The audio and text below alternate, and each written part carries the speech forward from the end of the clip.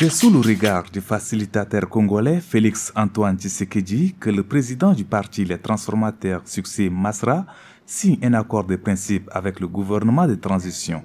Un document paraphé entre lui et le ministre de la Réconciliation nationale Abdraman Koulamala. 24 heures après la signature de l'accord qui acte le retour du président des Transformateurs, à N'Djamena, on appelle au respect de cet accord. Cet accord, c'est une solution. Parce que sans cet accord, il n'y aura pas de solution. Absolument. De son retour. S'il est en exil, il n'y aura pas de solution. Absolument qu'il soit ici d'abord. Nous, la jeunesse, maintenant, on aimerait seulement qu'il rentre dans les bonnes conditions et que tout change. On ne veut plus avoir un autre 20 octobre, que les jeunes se sont fait massacrer et que les résolutions de dialogue national inclusif ont été bafouées. Mais aujourd'hui, s'il revient sur le meilleur sentiment pour tendre cette main et avoir jusqu'à signer cet accord, c'est ce que le président des transformateurs attendait. Et chose faite, et sur ce point, ça serait un ouf de soulagement. Et la question de la paix est très cruciale au Tchad. Si cet accord, ce n'est pas de volte-face, mais si Masra va rentrer, sain et sauf, on l'attend. On est vraiment joyeux, on est vraiment très très content de l'attendre pour qu'il fasse son retour et pour qu'on parle sincèrement, nous, entre les fils du Tchad. Au lendemain de la manifestation du 20 octobre réprimée dans le sang, Masra Succès a fui le pays. Il y a quelques semaines, il a annoncé son retour au pays et aussitôt, un mandat d'arrêt international contre lui a fuité sur les réseaux sociaux. Pour ces politologues, cet accord de principe est le bienvenu. Est quelque chose de plutôt positif et on s'y attendait depuis le report du retour d'exil du président des transformateurs. Donc, il n'y avait aucune garantie sur son retour, surtout qu'il y avait aussi une procédure judiciaire contre lui, ce qui n'était pas de nature à apaiser le climat politique dans le pays. C'était bien qu'il y ait un accord qui garantisse que le retour de M. Masra Succès au pays, comme celui de ses militants et de quelques autres opposants d'ailleurs, que cela se fasse dans la paix et dans la quiétude pour permettre que le processus de transition soit déroulé d'une façon plutôt apaisée et inclusive. Donc c'est un accord plutôt bienvenu et plutôt intéressant de mon point de vue. Les clauses de cet accord de principe sont méconnues. Pour le gouvernement, c'est un pas significatif vers une transition apaisée à l'aube des élections référendaires et présidentielles. Aussitôt qu'ils ont appris la nouvelle, ils ont pris d'assaut le siège du parti Les Transformateurs, fermé depuis les événements du 20 octobre 2022. Pas de danse, cris de joie, c'est l'euphorie totale dans le rang des militants des transformateurs. C'est ce qu'on attendait depuis et impatiemment aujourd'hui il est là. Et grande est ma joie que le président des partis Les Transformateurs est là. C'est comme un père qui a laissé ses enfants pour un voyage depuis longtemps et qu'il arrive. Donc c'est pour un amour que nous sommes là pour l'accueillir aujourd'hui. Le retour de Masra, c'est une page importante qui est trouvée dans l'histoire politique de ce pays parce que Masra incarne l'espoir, c'est une réconciliation entre les militaires qui sont au pouvoir et le peuple parce que Masra est l'espoir et il aspire l'aspiration du peuple. Donc aujourd'hui, la paix est revenue au Tchad et on a vraiment un grand espoir que ce retour va signer définitivement la réconciliation. On ne va plus parler maintenant de guerre, on ne va plus parler, n'est-ce pas, de division, quoi, tout ça. Et je salue aussi les autorités de la transition qui ont aussi fait un acte très important aussi pour accepter, n'est-ce pas, ces retours dans des conditions vraiment, c'est-à-dire que de bonnes conditions. C'est une surprise pour moi, je suis très content. Et mis de manière où il est venu, de la manière où il est venu comme notre leader, on l'attendait. Nous sommes de bons soldats. Nous l'attendons comme il nous a dit. Le moment est venu que vous allez laisser éveiller. C'est pourquoi nous sommes éveillés. Et dès qu'on avait vu sur les réseaux sociaux qu'il est venu, nous sommes très contents. C'est pourquoi on est venu pour s'organiser. Et vous avez vu le monde, nous sommes présents parce que c'est notre leader. On sait que lui, il sera toujours la tête et on continue avec lui jusqu'au bout. On voulait lui offrir un accueil comme pape, à la manière d'un pape, mais pas d'un président. Malheureusement, il nous a surpris, c'est à l'improviste.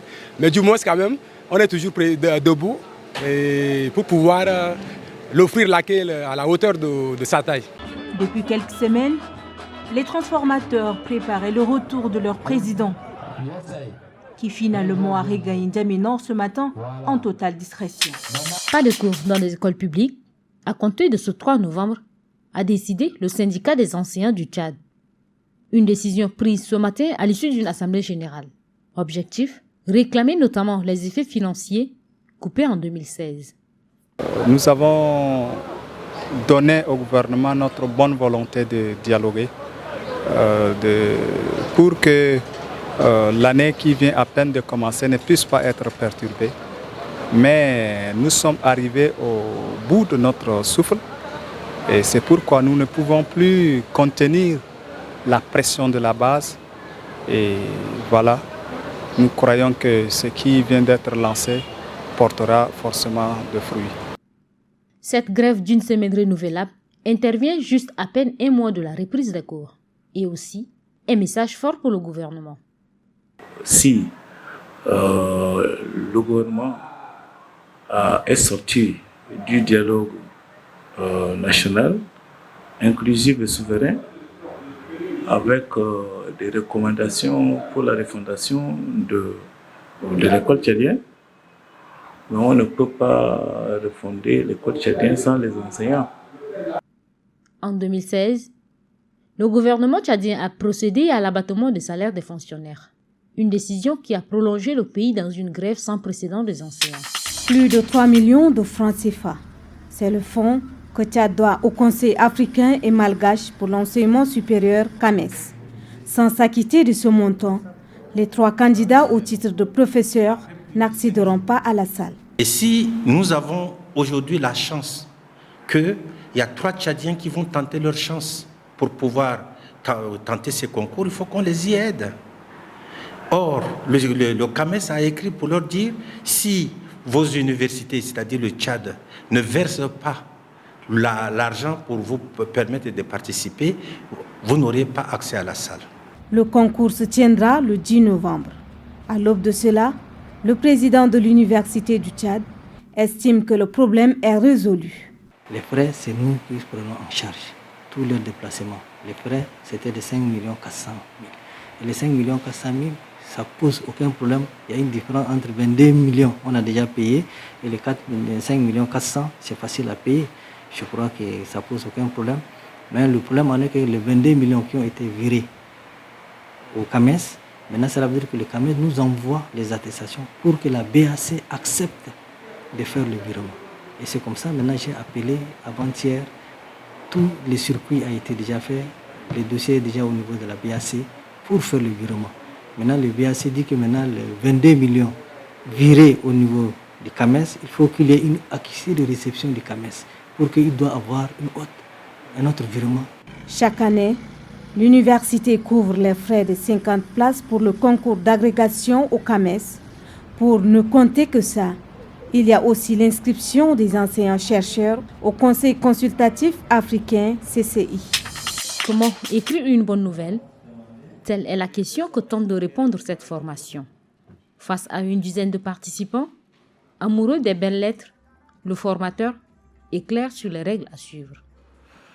Au-delà de votre culture, pour pouvoir écrire, c'est-à-dire que la nouvelle, il faut pouvoir retrouver votre personnalité dans votre écriture.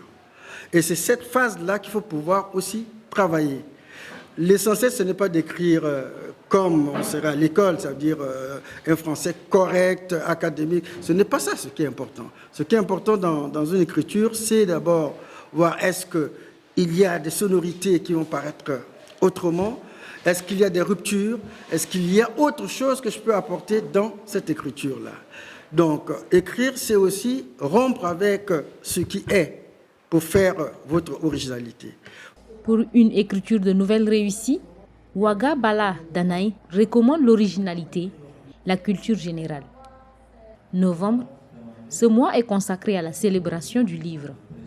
Cette année, c'est la 7e édition qui se lève. Leur téléphone portable, ils ne se séparent presque jamais. Même à l'école, ils l'ont toujours en main ou dans leur poche. Et pour ces élèves, C'est indispensable de l'avoir constamment sur eux. Du genre, se contacter au cas d'urgence et aussi faire des recherches au moment où on fait des cours, vraiment. Donc, c'est ça à peu près quoi. Ici, au lycée Félix Eboué, l'utilisation du téléphone portable pendant les heures de cours est strictement interdite. Mais l'application de cette mesure est problématique. C'est un phénomène que nous sommes en train de gérer un peu difficilement et avec beaucoup de tact. Vous savez de nos jours la place qu'occupe le téléphone portable dans notre société. C'est tombé dans nos habitudes, à un point tel où même les enfants, ils pensent que c'est une bonne chose. Même les parents, ils perdent leurs enfants. Vous voyez? Et donc, vous allez voir que dans le téléphone, il y a beaucoup de choses pour l'enfant. C'est systématiquement lié à la vie de l'enfant. Et comme tel, pour amener l'enfant à s'en débarrasser, il faut beaucoup de tact. Faut-il interdire systématiquement l'utilisation du téléphone portable à l'école? Certains établissements scolaires ont opté pour cette décision, mais d'autres prennent encore le pas. Détrompez-vous, nous ne sommes pas en plein cœur d'un marché. Nous sommes sur une voie publique, l'axe du 10 octobre, dans le 7e arrondissement. Ici, les commerces sont installés ça et là. Au vu des agents municipaux, accusés de collecter des taxes malgré l'anarchie. Et ces femmes sont conscientes des risques. C'est trop risquant même. Nous, qu'on reste souvent à côté des goudrons, on nous renvoie et mairie aussi ne nous laisse pas. Il vient, il ramasse l'argent et on n'a pas la place pour rester. Et encore, à côté des goudrons, il y a trop de risques même. Parfois, le véhicule peut ramasser une personne et peut partir. Et tu vas faire quoi? Tu n'as pas la force, tu vas faire comment? Nous, on voit ce qu'on nous donne, un lieu stable pour qu'on fasse le marché. On a trop souffert. Le matin comme ça, là, on ne pouvait même pas être tranquille. Il y a le mairie qui vient par ici, qui vient par là, et puis on est trop exposé, quoi. Problème de mairie même, il n'y a rien, mais sur le goudron, là, on reste comme ça, là, on est risquant. S'il y a un véhicule qui a raté le volant, il peut nous tuer. Ces femmes occupent ces abords de la voie publique depuis presque une année. Après que le parcelle qu'elles occupaient est rétrocédé à X. Depuis lors, c'est ici, entre la vie et la mort, qu'elles tentent de gagner de quoi nourrir leur famille. Si alors que la mairie n'a pas souhaité répondre à notre sollicitation.